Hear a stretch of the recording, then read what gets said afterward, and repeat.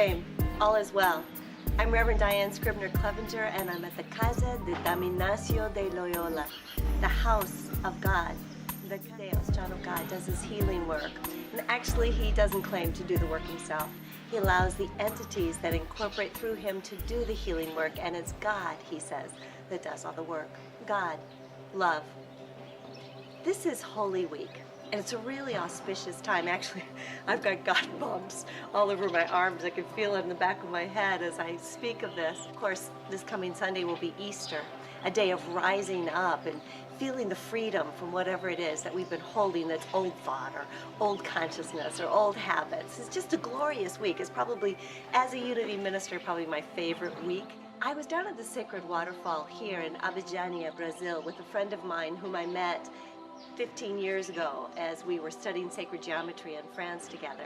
And while we were sitting there in a queue waiting to go down to the sacred waterfall and be cleansed with this amazingly cold and healing water, a butterfly landed on me.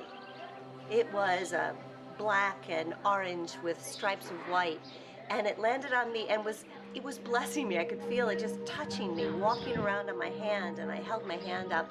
I began to talk to it, and as I talked, it turned its body as if it wanted like a smudging for me to speak to every side of it. And we prayed together, and I held that space. It was interesting because the back wing had a portion missing. Clearly it had been through some tough times in its life, and it just had to let go that old experience. It was still flying beautifully, and to demonstrate that, it took off. And then about 3 minutes later, it came right back, landed again on my hand, and went from finger to finger to bless me. It felt like that anyway. You know, like experiences that come back to us, even though we think we're complete with them, they come back just to give us that reminder and the blessing of how today is magnificent, how we've risen up from where we used to be.